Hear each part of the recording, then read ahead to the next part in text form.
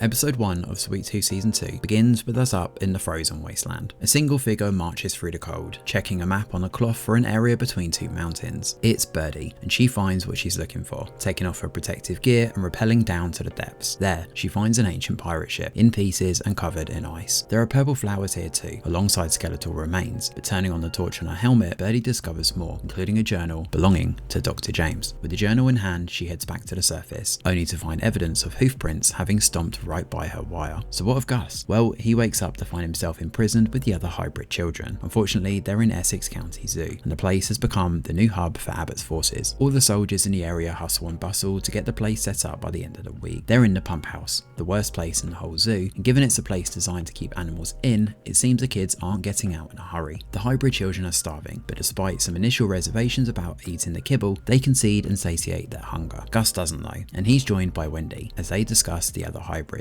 Some don't even have vocal cords, which explains why they sign language with each other. There's a whole bunch of different hybrids introduced here, including the digger mole Bobby, Jojo Raccoon, Junior with the beautiful yellow eyes, Haley, who swears a lot, and twins Anna and Hannah. There's also Earl, who's half elephant, the skunk Max, and the super shy and half turtle Teddy. Anyway, Dr. Adi Singh manages to keep his wife alive, telling Rani he's working on a fresh batch of secret sauce. General Abbott though is getting restless, and he wants a cure to the virus sooner rather than later. He wants results immediately, and with the new variant strain of the virus seemingly spreading, dubbed Doomsday, Adi needs to deliver something. If not, then Abbott won't allow him another shot to keep Rani alive. Despite being exhausted, he needs to continue on no matter what. Using Bobby's skills, the kids inside the cage work together to try and get the radio so they can call Mum, i.e. Amy. First up, Bobby manages to get the keys to the door, and as they open it up, Wendy and Gus break out to find the radio. The rest of the kids stay behind. Wendy and Gus make it into the transmission room and use the radio to send a message to Amy. Unfortunately, they don't get far given they're spotted and thrown back in their cage. Bobby is also locked with a tracker around his neck this time, and as for Roy, the chameleon kid, they find that he's dead. Only Gus decides to give them some much needed hope and claims that he escaped. General Abbott shows up to see Dutch in the lowlands. He wants to strike a deal with the three, but one of the major players, Sang, isn't there. The leaders aren't about to listen to his proposal. They've already voted and don't want to entertain Abbott's ideas. Go home, we'll never accept you, he says, and as the outlaws turn and leave on their horses, Abbott does the same, confident that they'll come crawling back once they realise what he's working on. Gus is taken out of the cell and brought to the lab by Addy. He's strapped down and encouraged to speak. Gus finally does so, believing he's safe now, when the threat of being handed over to the general is presented. When Roy failed to talk, he was handed over to the general and killed. Addy Singh realises that Gus doesn't have a belly button, and believes Gus could well hold the key and the answers to the cure. It would seem that the purple flowers are similarly a key here, but their time is brought to an abrupt end. The guards bang on the door. Dr. Singh promises not to hurt Gus or let the guards take him if he keeps talking. The deal is made, and Gus manages to buy those hybrid children some more time. Meanwhile, Becky manages to negotiate with Birdie on her phone, telling the woman that Richard is gone and Jeopard was looking after Gus before the latter was taken. Birdie also has a cassette tape regarding a recording that could hold the clues, one with Shady Grove written on it. Unfortunately, the phone has a tracker, and as a result, the last men show up at Becky's location, so they're forced to cut their conversation short. Judy sacrifices herself to buy Becky some time, allowing the girl to leave, as she uses a flamethrower to take out the guards. Becky slips off the roof on her way out though, smashing the radio to bits and waking up on the ground. She scrambles away while we cut back to Gus, who realises that Jep is coming for him when he finds his old Teddy in the kibble food. And that is where episode 1 comes to an end. Episode 2 of Sweet Tooth Season 2 shifts the perspective to follow the big man, Jep. During the early days of the Crumble, he's desperate to find his family. Unfortunately, that's not possible, given his home is but a remnant of what once was, a graveyard of old memories for a life that's long past. Louisa and their son are both lost. Jep's looked everywhere for her and he's coming up short. Jep appears to find salvation outside in a guy called Coach, who encourages him to join the last men in a bid to find his family. As Jep looks set to shake the proverbial devil's hand, we cut back to the present. Jeopard wakes up and finds Amy there with him. She's the one who saved his life, and after the hijinks involving the hybrid kids, she's desperate to get them back. Jep knows it'll be like a fortress and wants to get them back his way. Eventually he concedes with Amy's plan though, when Gus shows up on the radio, catching us up to the moments in episode 1 with the pair in a transmission room, and they both work together to get the kids back. Amy sneaks her way in, posing as a guard delivering goods, intent on doing a bit of recon to find out where the kids are being kept. Jep shows up posing as a guard when things get awkward with the suspicious guard. In fact, they knock him out and then end up blowing their cover completely. Just before they hurry out, Jep puts the familiar Teddy inside the kibble before they rush through the old tunnels and leave. This catches us up to the moments at the end of episode 1, as Gus and Wendy organise the rest of the kids to be vigilant and ready for a potential prison break. Unfortunately, the guards arrive first before that,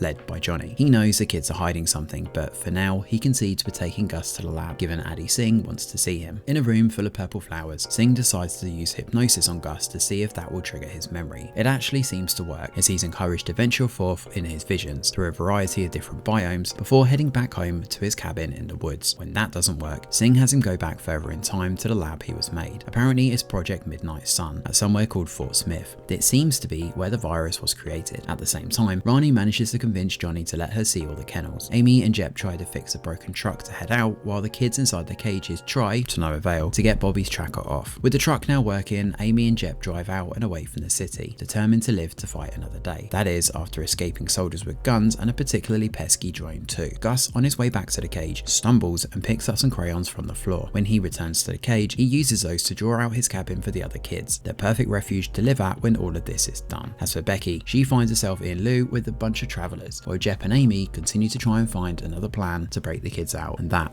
is where episode 2 comes to an end. Episode 3 of Sweet Tooth Season 2 starts with a question. What would it be like to age without disease? This is something geneticist Gillian Washington over at Fort Smith is trying to establish during our opening flashback. This Project Midnight Sun is her brainchild, and so it seems like she's responsible for what eventually ensues. She steps up to give a big speech, but we cut back to the present before seeing the context of this. Back in the cages, Wendy struggles to keep the other kids in check as they start to become jealous of Gus, given he gets to leave all the time. Of course, we know that he's been talking to Addie Singh about what's been happening and concocting a potential cure. Rani also knows that the hybrids may talk and discusses with Addie the notion of karma and how many lives have been sacrificed for her. Addie is exhausted, barely keeping it together, but he's holding on to the idea of finding a cure. Next stop though is Fort Smith. Jep and Amy show up at a free city called Factory Town off the dock, complete with quarantine pods for anyone infected with the virus. They need to find the Hickey brothers, who are apparently just past the cantina. Unfortunately, Doomsday has got them already and they're actually dead. Jep is not happy and decides to drink moonshine to push past the grief. When a woman called Vanessa begins shouting at the pair inside the bar, refusing to let them use the phone as she's waiting for her wife to pick up, Jep's kind words and empathetic ear is enough to let Amy use the phone and cryptically ask for help from her contacts. Meanwhile, Becky finds herself with a whole caravan of different people. Unfortunately, one of the kids, Jordan, actually happens to be the son of a deceased soldier killed by the Animal Army, the army that used to be run by Becky and is now controlled by Tiger. Fortunately, these guys are being persuaded to join General Abbott through bribery and treats which Becky sees straight through. Gus shows up at Fort Smith with Addie and the guards. Despite the place having been swept clean, Addie is convinced they'll find something that will help towards a clue. Time is of the essence though, and they've only got an hour inside. Unfortunately, they're not alone. There's someone else in the hallway. Well, something else anyway, but thankfully we find out it's actually just chickens. The lead guard, Hulk, tries to keep his rage in check as Gus messes about through the hallways and tries to find clues of the past. He does eventually hit a breakthrough when he finds Papa's desk, including a whole bunch of different gizmos. Among those happen to be keys. However, it turns out they actually aren't alone, as a crocodile suddenly comes storming down the hallway and starts ripping the guards to bits. Gus manages to talk to it though, and it's here we learn that he too is actually a hybrid and just scared. Gus learns his name is Peter, but unfortunately he's hit with a tranquilizer dart and tied up, taken back to the preserve on Addie's orders. Meanwhile, the last men show up and force everyone in the community outside. General Abbott is leading the charge and he takes to the stage in Factory Town, greeting everyone and calling them all survivors. His real play here is to recruit more people to his cause, and with a violent hand, proclaimed to be the cure to the virus, Amy and Jep realise that Abbott is using these people to spread the word and recruit more to his side. Back at Project Midnight, Addie and Gus watch a video where Washington introduces her lead scientist on the matter, Dr. Gertrude Miller. This is Birdie, and she talks about the research they've been doing, including microbes that they found in the ice that could be used to supercharge the immune system. They've also found something to change life itself, and that comes from the hybrid children, specifically Gus. He's the very first hybrid. The chickens are also important too though, given they've also been used in the experiments, and Addie realises that their eggs could lead to a cure. Over at the cages, Wendy is forced to concede and open up about what really happened to Roy. The faint glimmers of hope are shattered thanks to one of the guards taunting them and revealing the horrific truth. Speaking of hope, General Abbott takes out the cured man from Factory Town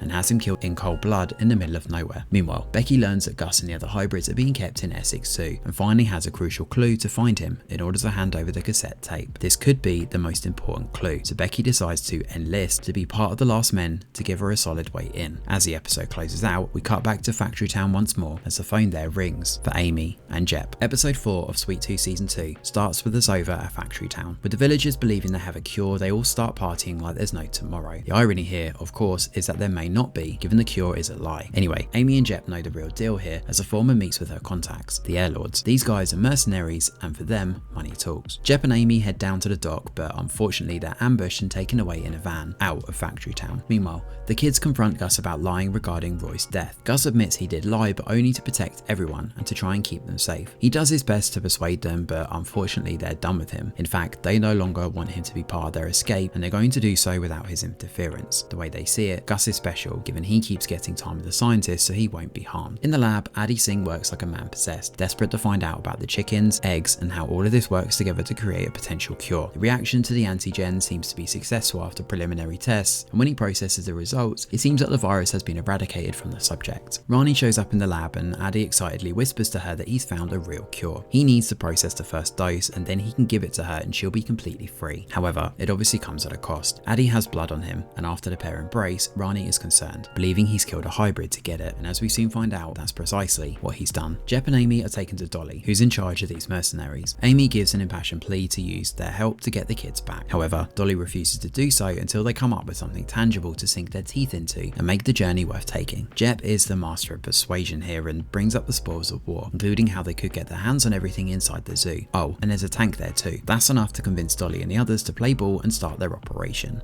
Rufus ruffles Jep's feathers the entire time they come up with a plan, and even demeans Amy too. This is enough for Jep to lash out and beat him down, until Dolly brandishes a gun and forces him outside. All of this pent-up aggression stems from the big man's past, where he's haunted by the ghosts of his history, given he was one of the men enlisted as a hybrid catcher. He doesn't know if it was actually him that took the kids, but he has to live with the fact he tore families apart to get his own in check. Amy is not happy when she learns this truth from him and walks away. Becky arrives at boot camp for the last men. Lou is the one in charge here, and he starts to organise traffic for these new recruits. Becky keeps the cassette hidden as she prepares for training too. She immediately takes Lou's eye after he sees her excellent shooting skills and tells her she's going to make a fine soldier one day. Back in the cages, Bobby sits with Gus and admits that he trusts him. In fact, he manages to take off his collar using the pliers that Gus managed to nab last episode. Bobby decides to sneak through the tunnels and find help. General Abbott returns to the zoo and tries to keep his anger in check when he learns what's been going down while Johnny has been in charge. "Why'd you make me regret trusting you?" he growls before walking away. Johnny tries to find solace with Rani, who's still spooked about what's happened with Addy. In fact, it's here he admits that General Abbott is his brother. Even worse,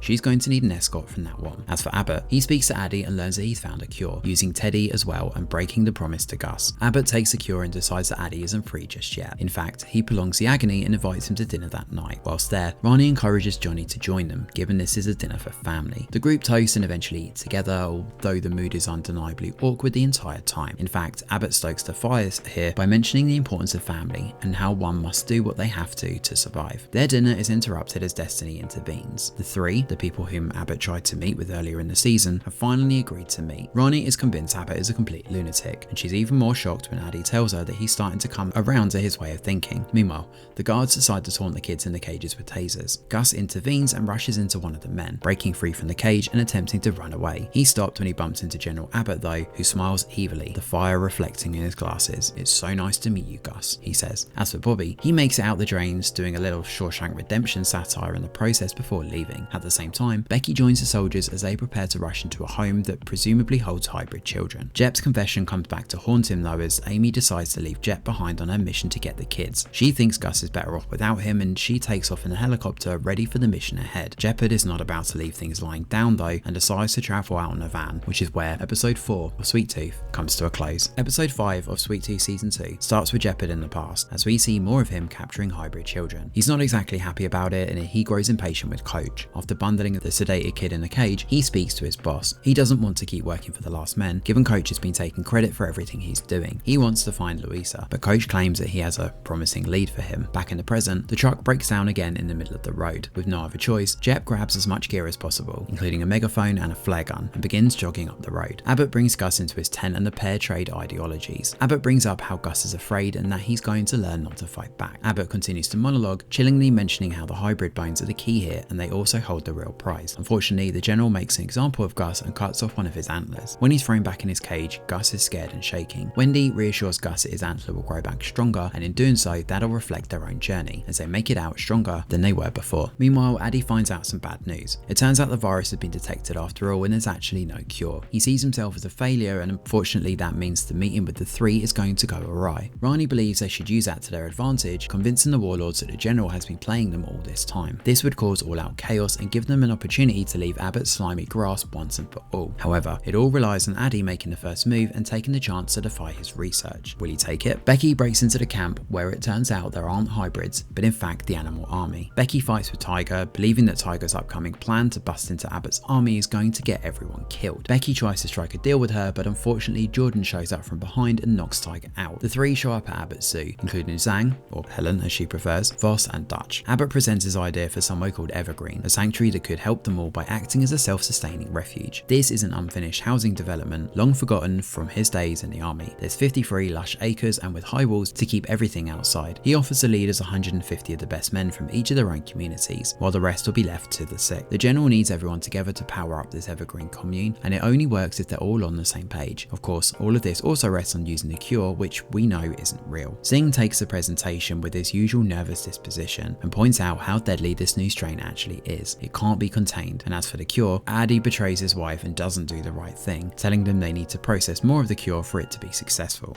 Unbelievable. While this is happening, the kids work together and manage to overwhelm one of the guards, trapping him inside and taking his cattle prod, which they use to knock him out. With the way clear, the kids finally bust out. Gus notices a flare going off in the air and believes it could well be the big man. The other soldiers inside see it too, and Johnny decides to send a team out to investigate. That leaves a skeleton crew inside, and Gus offers himself up as bait. He shows up at the big meeting and interrupts General Abbott. He's done hiding and points out the hybrids are dying for his so-called cure. He tells them all that the virus is a real enemy here, not them. However, just before Abbott makes his move, Johnny saves Gus and lets him go. As for Mrs. Zhang, she decides not to follow General Abbott unless she gets all the spots at Evergreen. In fact, she's ready to undermine the competition completely, and just like that, she has them all killed, so the two groups team up together. Outside the zoo, Jep tries to strike a deal with the last men, offering up Amy and her guards in exchange for getting Gus back. Bobby suddenly shows up from the ground though and looks at Jep, recognizing him as the big man. One of the guards shoots him down with a net, prompting Jep to lose his temper and lash out. It's enough for the little hybrid to leave, but also he sees Jep captured too. Meanwhile, Rani speaks to Addie and tells him she doesn't want the cure, not if it means killing hybrid children. She wants to go back to how they were before, and she doesn't want this. There is no going back, Addie says, solidifying his turn to the dark side as he continues to work on getting the right ingredients for his cure. Through all this drama, Gus runs into Jep while the latter is behind bars. The pair hold hands and Jep admits he's missed a little guy. However, everything is interrupted by the sound of a helicopter flying overhead. An airdropped present is parachuted down for General Abbott, which happens to be a radio phone. On the back, read the words, "knock knock," and that is where episode 5 of Sweet Tooth comes to an end.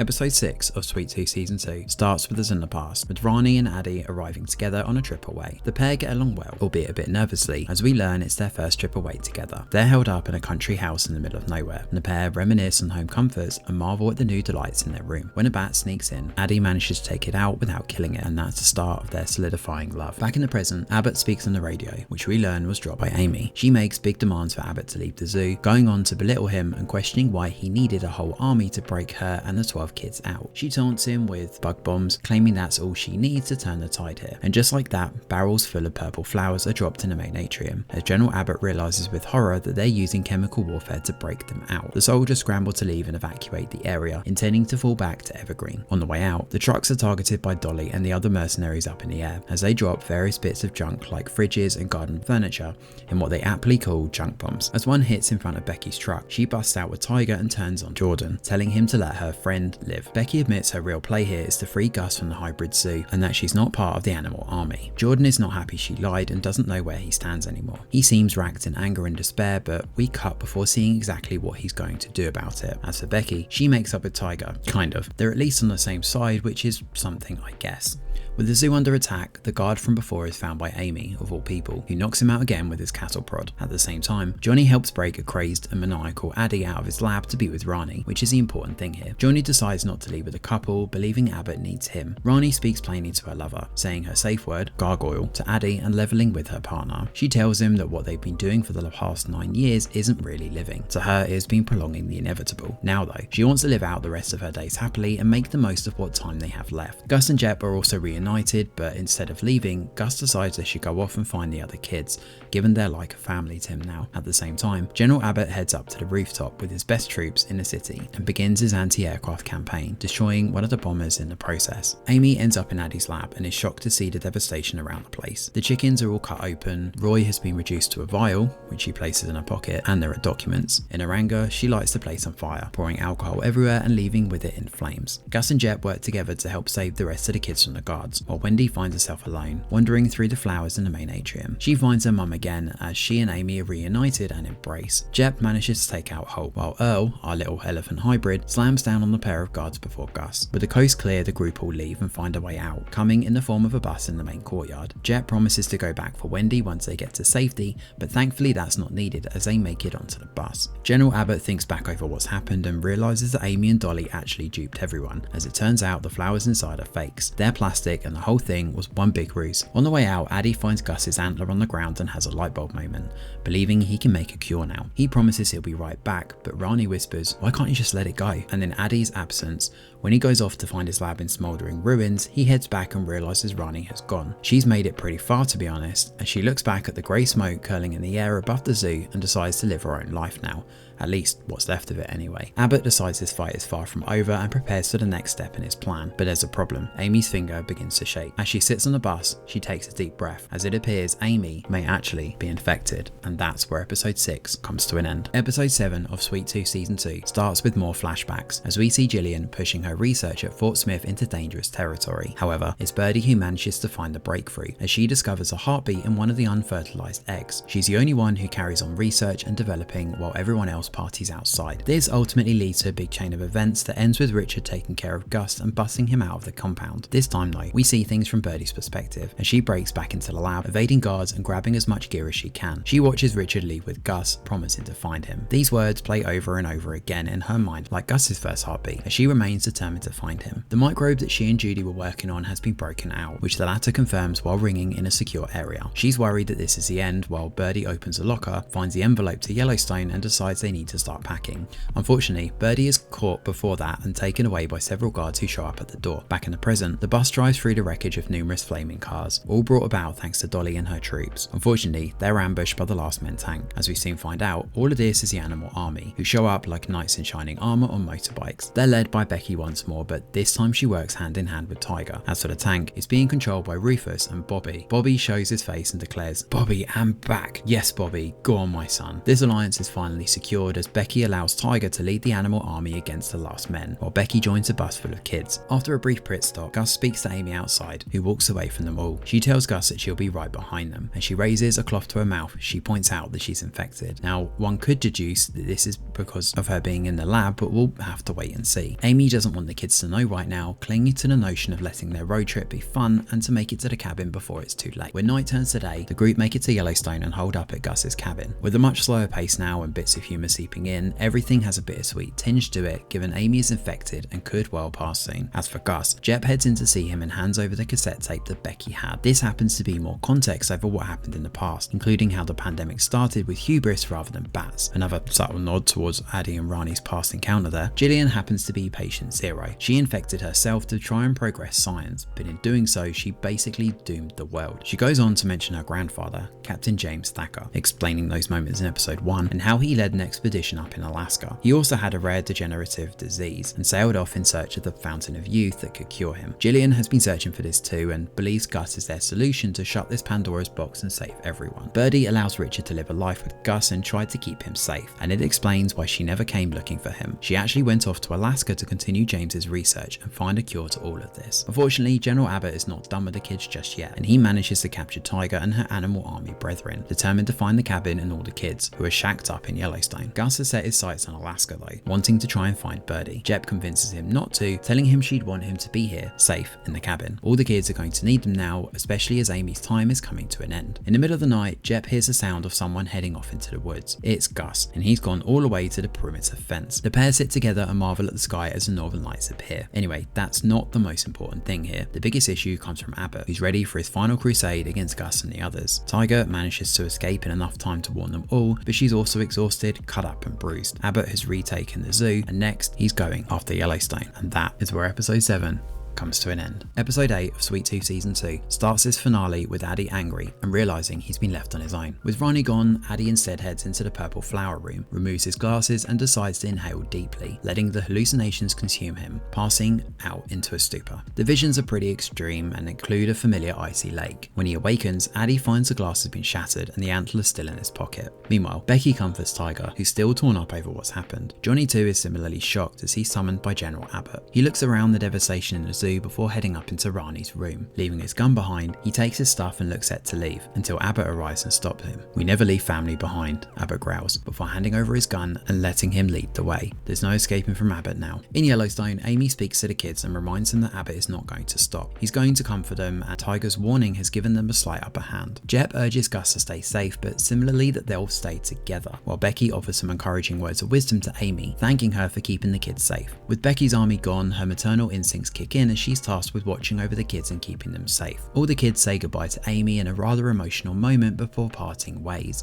as the rest left behind prepare for Abbott's arrival. Above Yellowstone, as the helicopter hovers closer towards the final conflict, Abbott has his brother sing to him. During this beautiful song, we cut across to those left behind at the cabin as they prepare booby traps and thick black smoke to draw Abbott into their location. Becky leads the kids out to a gondola where they ride to safety. It can only take a few kids at a time though, and with Abbott fast approaching, time is very much of the essence. The general sees the smoke and rallies the troops, who are already waiting. They knock down the fence and prepare to strike, until Johnny turns on Abbott and holds him at gunpoint. Johnny points out that it's not a cure, given Addy failed, and their fighting is futile. He's given up and decides the general should let the kids, and him, go. It's over. Everyone can see that except you, Johnny says. As for Abbott, he's stubborn and only cares about winning. Abbott eventually decides to let his brother go, but as he salutes and turns his back, Abbott shoots Johnny dead. As they head into the compound, Jep wastes little time beginning to take the guards out, while Gus and Amy similarly work to blindside the last men. In fact, the group take out 8 men in quick succession, and with the first wave done, Abbott picks up a handgun as he heads through the devastation, and then finds himself before Jep. The latter knocks down General Abbott and leaves him a bit of a mess. However, Wendy leaves the gondola just as it's about to leave the station and hurries back into the woods. While Jep is manhandling Abbott, he points out that Jep's wife and child died while waiting for him to return home. Whether Abbott is telling the truth or not doesn't matter, as Abbott uses the opportunity to knock Jep down and leave. Over at the cabin, it's time for Plan B,